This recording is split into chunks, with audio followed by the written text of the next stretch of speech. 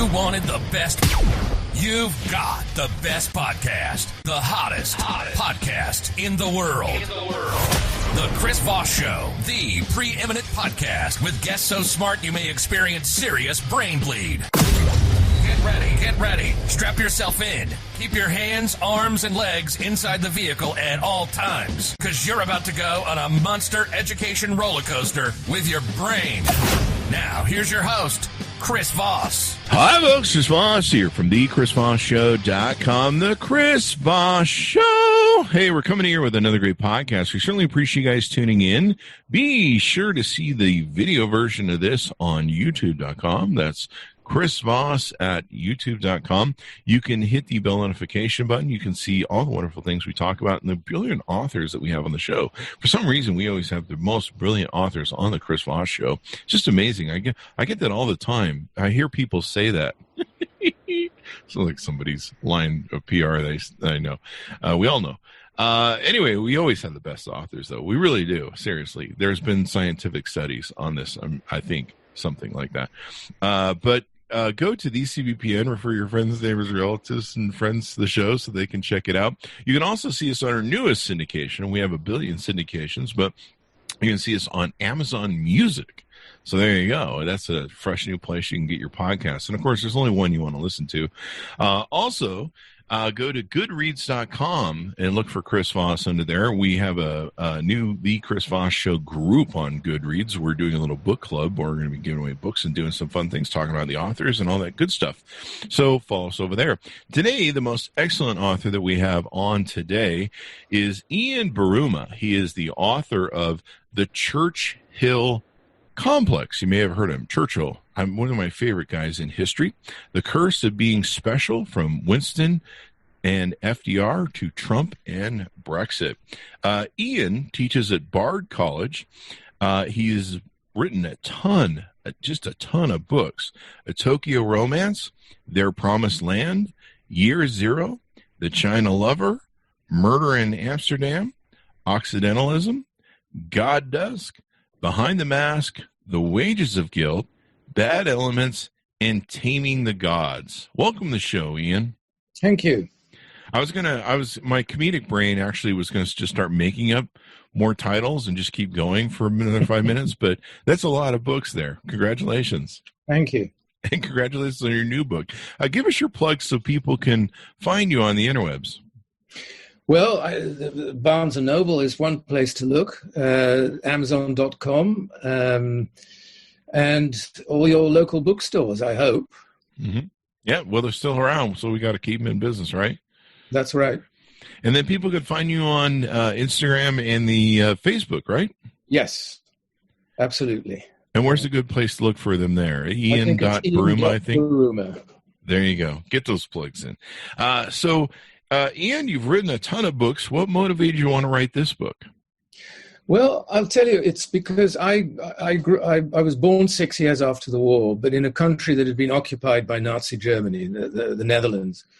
And so to us, the people who are liberators, were the Americans, the Canadians, the British, and so on, and their reputation was sky high. And when you thought of the Anglo-Saxon world, as the French call it, you thought of openness and liberalism and democracy and internationalism, etc., etc.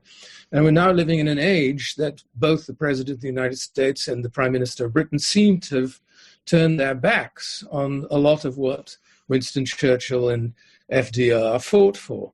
So I wanted to write a book about the relationship between Britain and America starting in the war to defeat the Axis powers, but then what happened? Why are we in this mess?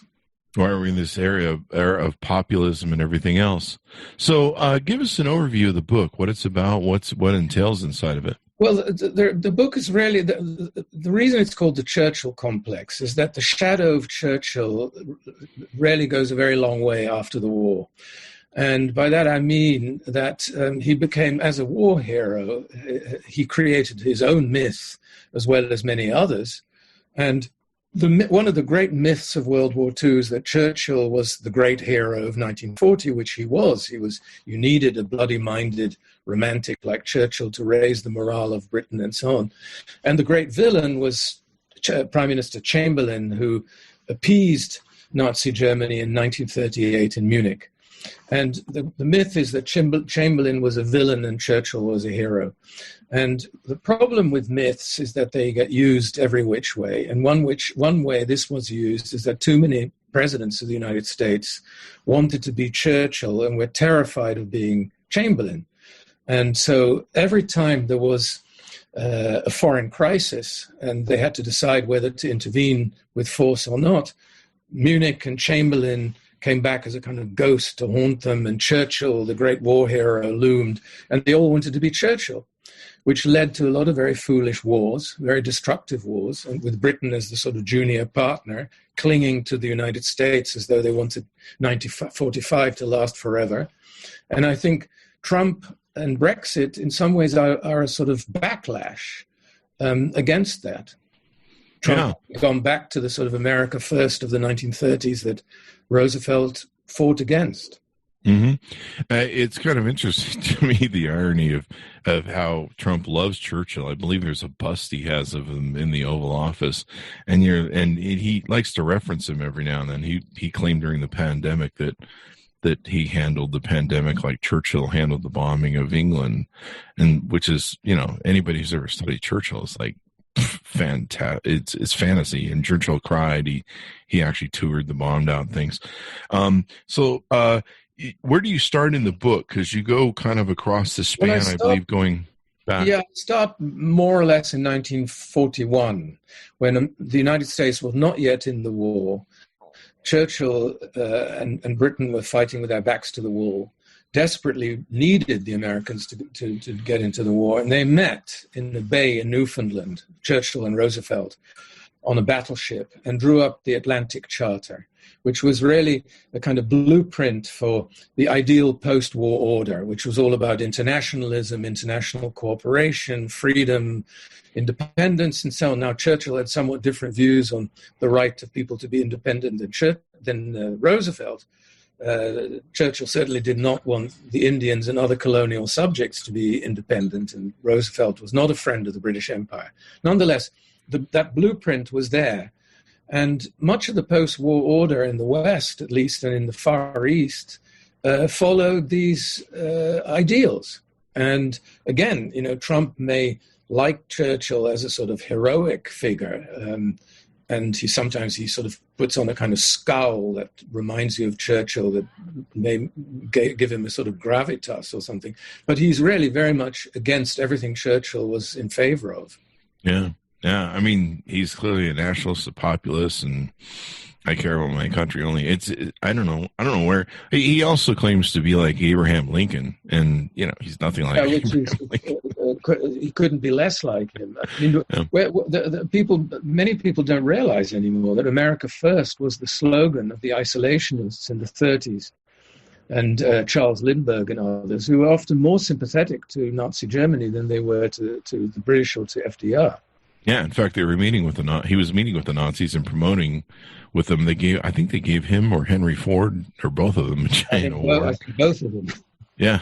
It's like, oh my God. Yeah. The Donald Trump is like Churchill and Abraham Lincoln. Like, I look like Brad Pitt. So look at that face. So there you go. So you talk about this and the parallels in the book. Do you talk about other presidents in between and how that myth, they tried to carry that myth as well? Yes, or not. I mean, some reacted against it, some. So it's really how history continues to affect the present, and in this case, the U.S. and Britain. And it changed, of course, from president to president and prime minister to prime minister. Some of them got along, some of them didn't.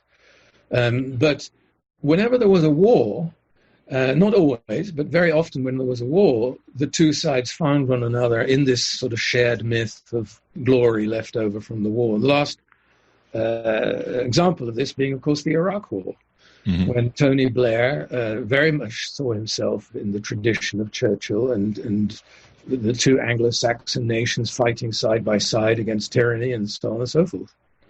Boy, that turned out bad, didn't it? That was not a success. I don't think that's been either Bush's or Tony Blair's. I don't think Tony Blair's really ever recovered from that, has he? I think that's his lasting legacy, which is sad, even though he himself was largely responsible. But he was not a bad prime minister. He was domestically a very good prime minister, but a bit like Lyndon B. Johnson, who was a great president domestically, and then screwed it all up with Vietnam. Yeah, he would have had a very different legacy if it hadn't been if he'd figured out how to close up Vietnam. And it was interesting how much, he kind of did that to himself. He was lying to himself. He kept asking for intelligence reports that would show they were winning. And the CIA was like, we're not winning, and there is no winning of this war. But he wouldn't listen. But yeah, this is interesting. Now, I noticed on the cover, you have, I had a moment of harebrained here, but you have Prime Minister Johnson. Boris Johnson. Boris Johnson, yeah. I don't know why I couldn't remember his name. Maybe it's because I don't want to. But it's interesting you have Trump and Brexit. You don't say Trump and Johnson. Is there a reason for that?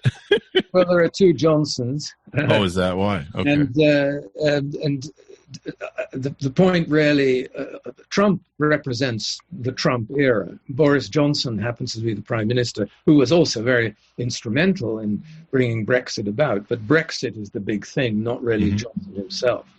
Okay. So you talk about the Brexit issue, the Trump issue, the populism.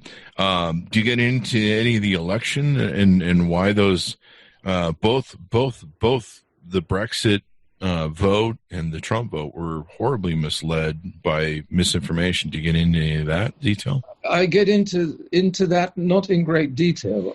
It's more a portrait of the two leaders and why they managed to ride the wave that they did, and then the wave, of course, is discussed in the course of the book. Mm-hmm.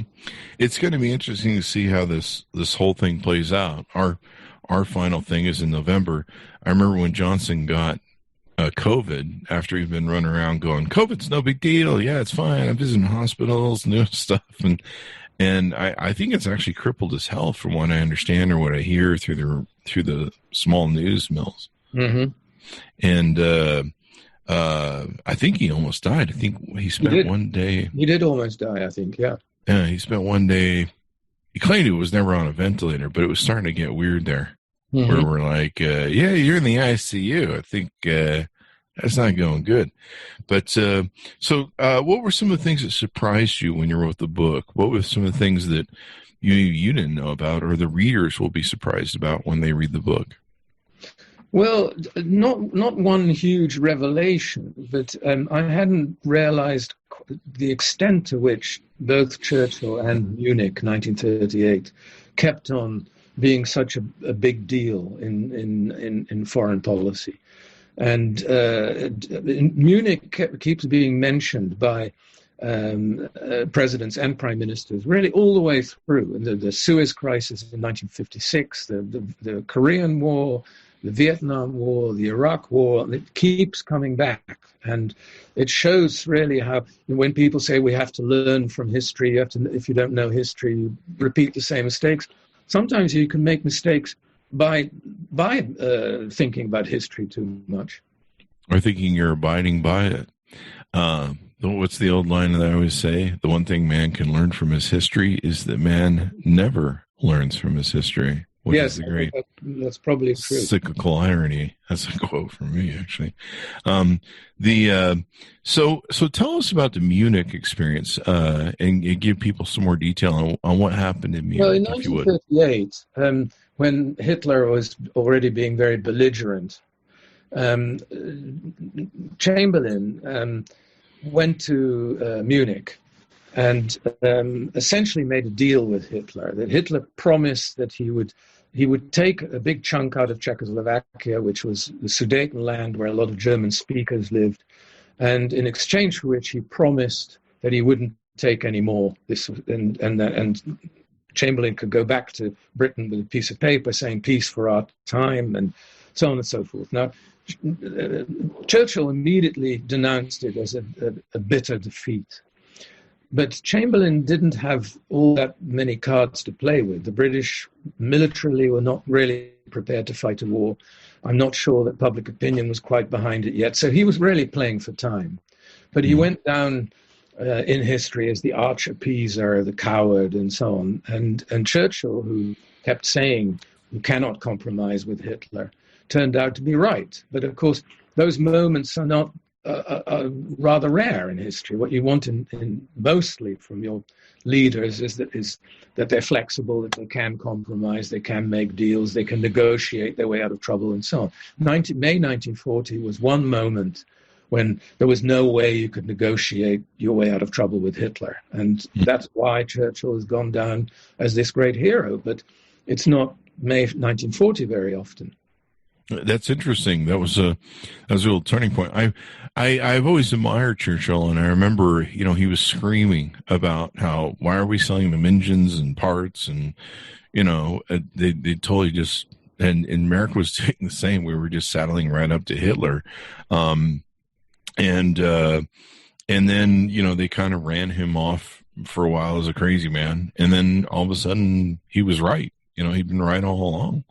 And it's interesting to me, though, and maybe you speak to this in the book, what Churchill did and the reason he won and what his real legacy was a defensive legacy. England was attacked, was under attack, was under threat of being overrun.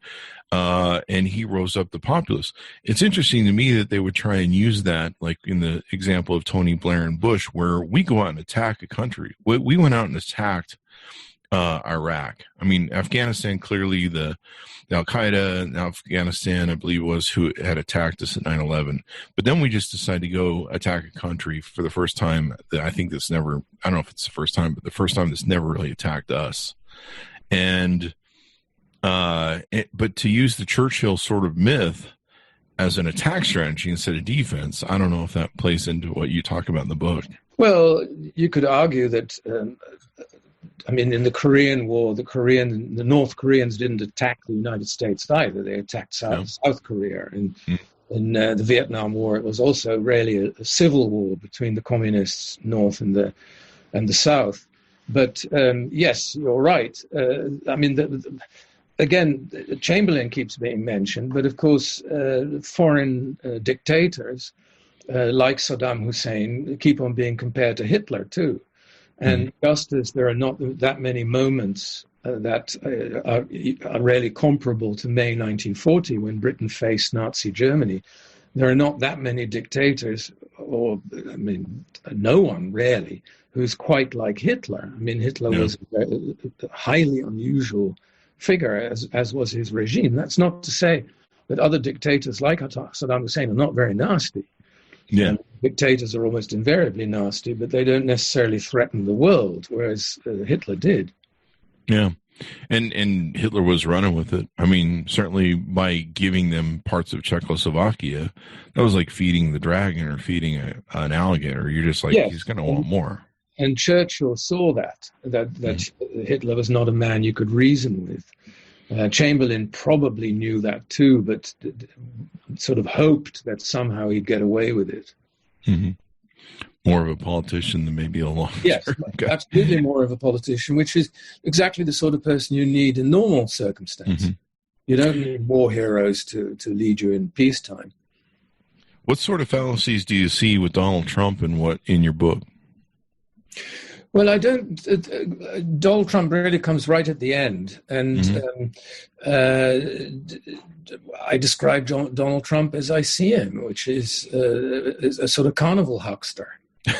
I think I see Donald Trump in the tradition of one of my favorite American movies of all time with Burt Lancaster, Elmer Gantry.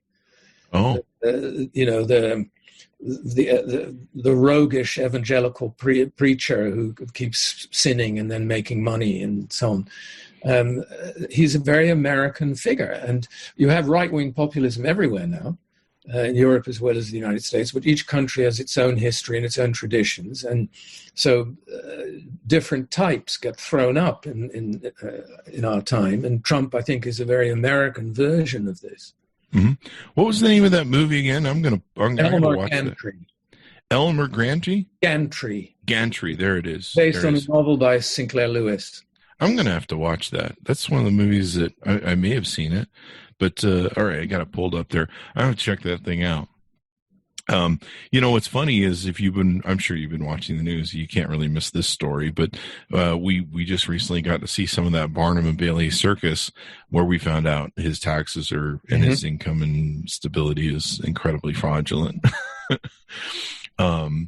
So there we go with the huckster reference that you had. He's a promoter and a showbiz man. I mean, and you find that tradition in the history of American evangelical religion. You find it in showbiz, in Hollywood, and in politics. Yeah, I was a big fan of his in 1986 when his book came out. I was like 20 years old, just going into business, and I was like, oh, this is my business god. I read a lot of Fortune, Forbes, back when Forbes was this thick thing, when his father or grandfather ran it.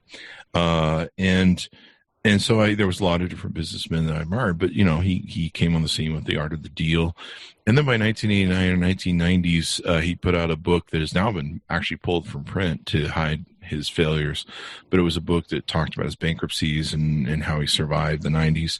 And it just started to become real apparent. I followed the 3 to 4 bankruptcies they filed with the Trump trust that held the Atlantic City properties, and finally they threw the family out because they got tired of it.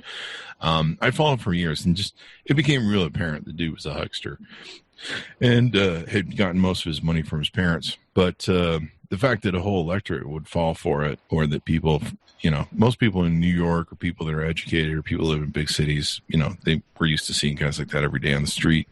But it was interesting. But it is interesting how he tries to put on the Churchill, this Churchill mantle or frame, if you will, and you're just like, oh my God, like, no, he did that during the pandemic. And we were all just like, yep. Do you even know what Churchill did during the war?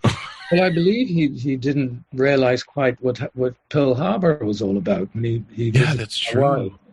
That's true. Historical knowledge is not his strong point. I mean, it's one of the most seminal. It's like not knowing what 9/11 was. Yeah. If you don't know what Pearl Harbor was and what brought us into the war, I mean, if it hadn't been for Pearl Harbor, there's some historians that think that we might have kept settling up to Hitler through, the famous aviator and Henry Ford, and because we were fine with it, and we're just kind of like, well, let them roll on their thing. In fact, wasn't FDR for the large part? Weren't we kind of in a nationalist sort of attitude, a populist attitude back then? We're like, after World War I, we're not getting any more wars. Fuck everyone. Let them do their own thing. And he had to convince the American populace to... Yes, I think more than 50% felt that way. And why get involved in another European war? And on the right, you had people who said, well, this is the war for fighting for the British Empire, for Jewish interests and so on. But a lot of people were just tired of spending American blood on foreign wars. And so it took Pearl Harbor, really, for America to finally get into the war. And I remember, in fact, I think during that time is when we turned back a whole shipload of Jewish people come escaping Hitler. And sadly, we turned them back, and I believe a lot of them ended up dying in the chambers and gas chambers. Well, the United States was not the only country that closed its borders. I mean, by the end of the 30s, it was very difficult to get in anywhere. Wow. Even in places like Cuba or Mexico, which did take quite a few people. But it was borders closed very quickly, as we see in our own time. Yeah. When desperate people try to get into countries and, people don't want them. Hell, we can't even get out of our country. I wish more Trump voters owned passports and traveled, because I don't think they realize. I mean, we're literally living in a prison. I don't know, man. After November 3rd, I might want to make a run to Canada, and I don't think I can. So there's that. But yeah, it is interesting. I remember I think FDR had to make a major speech to try and convince people, or he made a series of speeches to try and convince people that we need to do the war. But yeah, definitely definitely the Pearl Harbor brought us into it. And it was naive for us not to realize that it was just a matter of time until we didn't get attacked. Yes, and he did make several speeches trying to convince people that this was not something the United States could keep away from, because it was going to, if Europe were to be dominated by Nazi Germany, it would be very bad for the United States as well. He did say that, and in various ways, of course, he did help Britain even then with the so-called Lend-Lease program, when Britain got sort of cast off ships and so on from the U.S. Navy. But he struck a hard bargain. Britain had to pay for it very, very dearly in gold and money and territory and so on. Nonetheless, he did do something to help Britain before Pearl Harbor. But one of the great mysteries is why Hitler, after Japan attacked Pearl Harbor, declared war in the United States, because Hitler was already bogged down in a terrible war in the Soviet Union on the Eastern Front. Why he thought that it was a smart thing to do to then declare war on the U.S. is one of the great mysteries. Well, I mean, he was kind of a meth head speed freak, which is also a Trump thing. He's an Adderall junkie. According to Noel Castor and a few different people from the set of his show, The Apprentice. So yeah, that was one of Hitler's great misstrategies, or things that really screwed him up, was declaring war on everyone, and then he got pulled too far in every which way. And of course, bringing us into war. I believe we had one historian on from the Japanese War and what they were trying to do, and evidently the concept is they thought they would totally cut our head off by taking out all the ships in Pearl Harbor. If they get Pearl Harbor just wiped off the map, then we wouldn't have anything to do with, and then we would settle some sort of peace agreement with them. And that was the idea. They knew once they poked the bear. Which historian was that? I believe it was a guy who wrote Operation Vengeance, was the book we had on. Yeah, I think what the Japanese were betting on is not that they could wipe out the entire U.S. Navy, but they thought if they gave a very sharp shock to the Americans, America being in the eyes of Japanese militarists a sort of decadent democracy, the Americans wouldn't have the stomach to fight, so they would then come back to negotiate with Japan on terms that were favorable to Japan. I think that was the gamble. That was the discussion, yeah. And wiser heads in Japan realized perfectly well that if that gamble failed, that they would certainly, in the end, lose the war. Yeah, and they did. And they did. But in an extraordinary way, and one that still haunts us this day from a nuclear aspect. And now we built the bomb and everything else and all that good stuff. So, what are things haven't we covered in your book? What are the things should we be talking about? Well, every chapter is about a president and a prime minister, and the time that they lived in. So we have the disaster of again, World War II affecting a decision made by a politician in the 50s, when Anthony Eden, who finally became prime minister when Churchill, old and almost senile, finally had to give up, who thought that General Nasser, the Egyptian strongman at the time, was really a kind of fascist dictator who had to be stopped in the way that Hitler should have been stopped in 1938, and made a deal with the French and the Israelis to go to war with Egypt.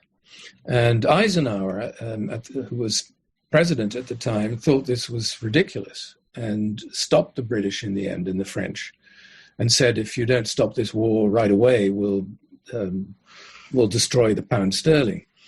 And that's the moment that the British realized that they, as a world power, the end had come. Wow. up until then, Britain still had a lot of its empire and so on. It was a global force, but they realized in Suez in '56, when the Americans could stop them overnight, that it was sort of all over. Then with the other wars in Korea, the Americans were desperate for the British to come in, and they did to some extent. And in Vietnam, LBJ desperately wanted the British to send troops so that the Americans wouldn't be fighting it alone with the South Vietnamese. And the then Prime Minister, Harold Wilson, was a Labour Party leader. In other words, he was a socialist. And he knew that sending British troops would completely destroy his credibility with the left wing of his party. He couldn't do that. The party was divided in the same way, really, that the Democrats are today, that it had a strong left wing, and then it had a sort of more moderate establishment. And so Wilson was stuck between having to keep America happy so that Britain could stay within that sort of what they've always called the special relationship with the US, keep LBJ happy, but without sending troops. And that meant that he, in public, supported the war, supported LBJ, whatever he may have thought, but to his credit, he never did send troops.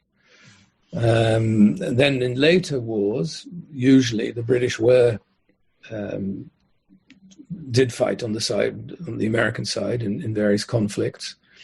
Again, not all of them. I think when Margaret Thatcher decided to do a Churchill and fight over the Falklands with Argentina, which Ronald Reagan, who was then president, called what are they doing fighting over this little icy rock, which is more or less what it is. The Americans thought it was pretty ridiculous. Many members of the Reagan administration were rather close to the Argentinian military junta, which they saw as a sort of a bastion against communism.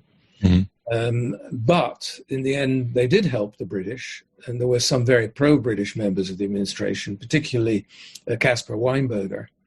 Mm-hmm. And Reagan rather admired it. I mean, again, he compared Thatcher in speeches with Winston Churchill and so on. And so did you find that Margaret Thatcher was very Winston Churchill-y in the Falklands, or? Well, she and her supporters certainly saw it that way. Mm-hmm.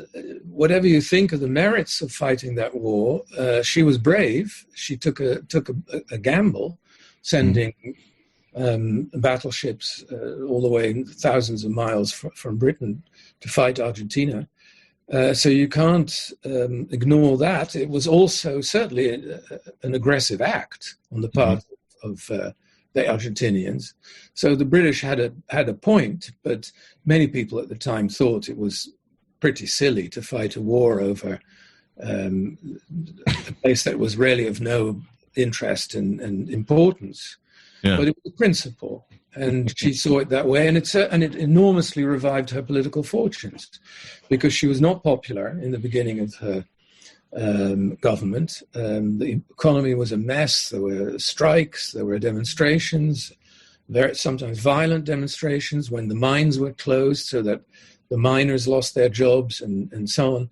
And coming out of the Falklands conflict as a war hero suddenly made her immensely popular. Mm-hmm. So it paid off. Of course, I know that she wasn't Churchill in the sense that you can compare fighting the Argentinians over the Falklands to fighting Hitler. But the interesting thing for me, and I think the thing that attunes people to Churchill in history, is it's probably one of the greatest comeback stories next to the George Foreman rope-a-dope of Muhammad Ali, only in the context of a country where I mean, there were so many reasons why England should have fell, and his whole thing of we shall fight on the seas and oceans, and I remember hearing that as a child, and then learning the history of it, and I was just like, that guy's astounding. And I think there's another quote from him where he's like, they'll take England, but they'll I'll be dead when they do, because they'll have to kill me for it. Well, he had a tremendous gift for language and a great orator. Yeah. And so he knew how to raise the morale and keep people from becoming defeatist and fatalistic about it and so on. He knew they had no choice but to fight on.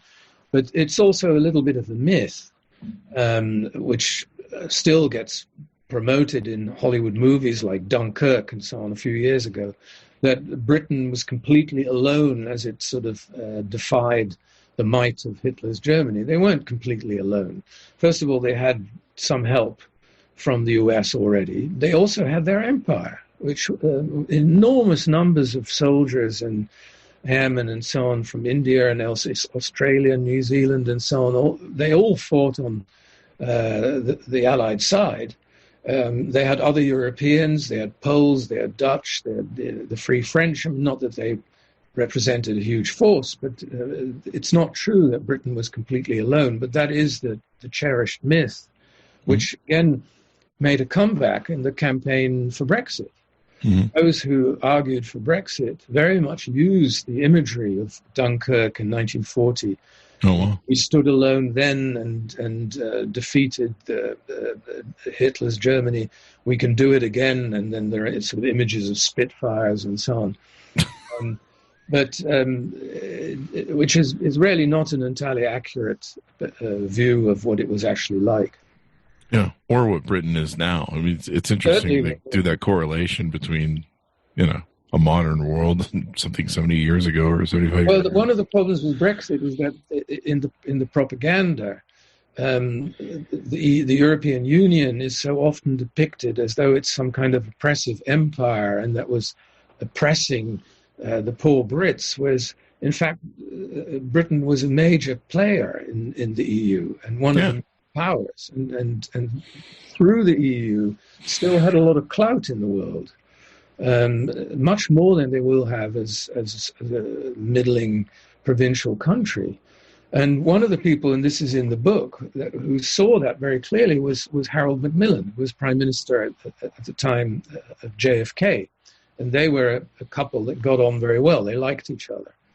And Harold Macmillan, who had also been a very senior figure during World War II, and was a British nationalist and was skeptical about Britain joining Europe at first and so on. But he said famously in an interview program with what's his name, Buckley, William Buckley Jr. William Buckley Jr.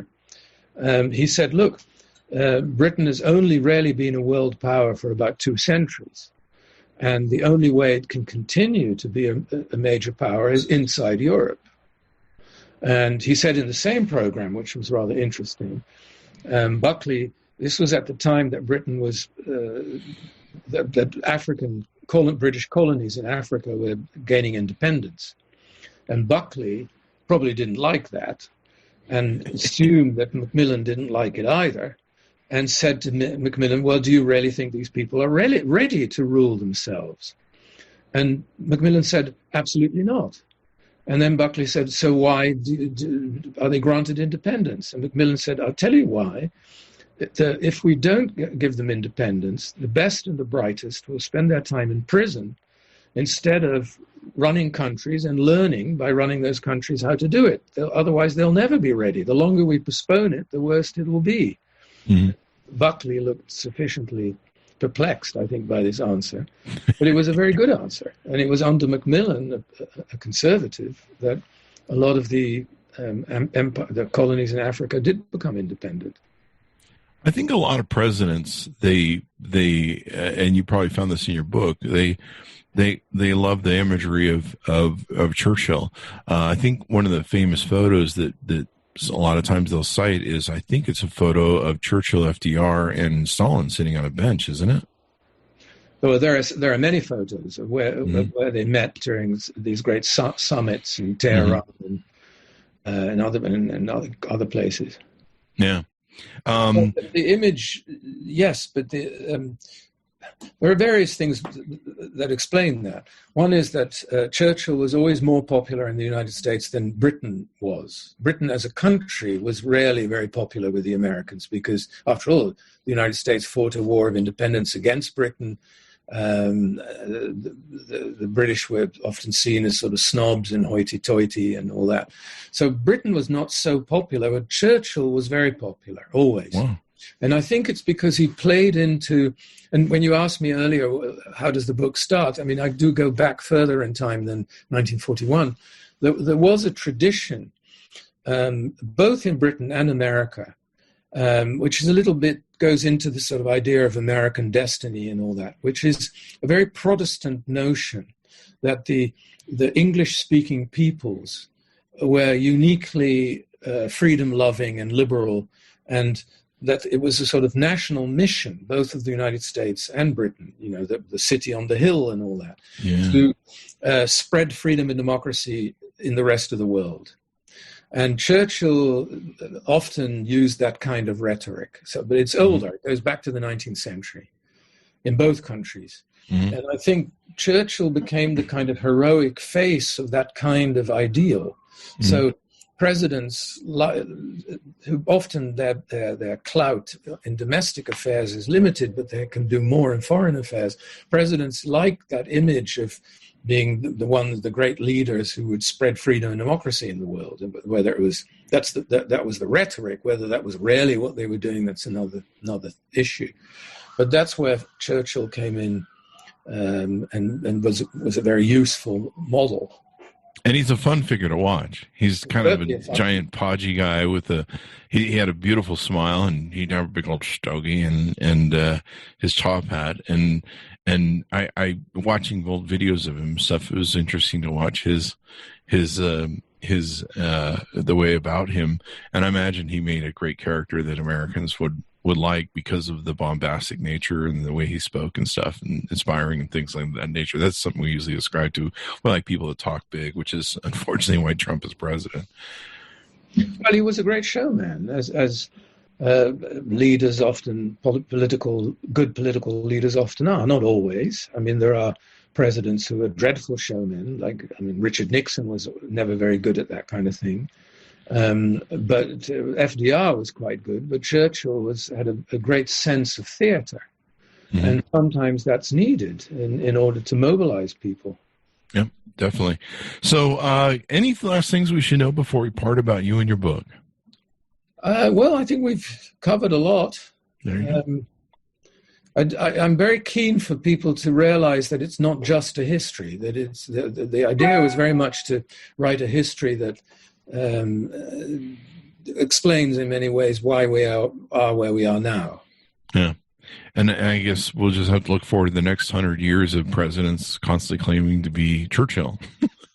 Well, at best. Yeah.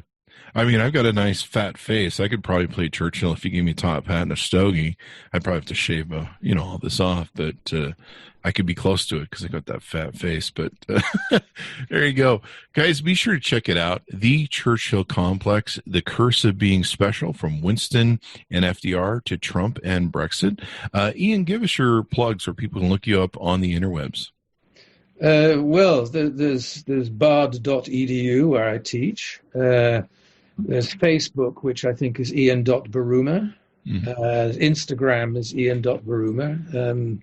That's sort of it, I think. There you go. Be sure to follow him. Check out the book. And he's got a lot of books. How many books in total do you have? I think it's about 14. 14. Holy crap. Okay, so fill up your Amazon cart and rock and roll.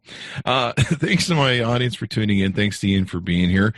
Be sure to watch the video versions. If you watch the audio, or if you listen to the audio version on the podcast, you can watch the video versions. You can see the book and our wonderful discussion with Ian.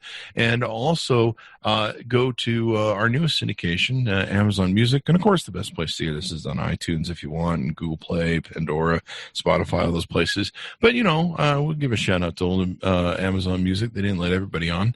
And then also go to Goodreads. So you can follow me there. We're posting a lot of our book reviews there and our book discussions. And we've even got a group we're trying to get going over there. So check that out as well. Thanks, Monis, for tuning in. We'll see you guys next time.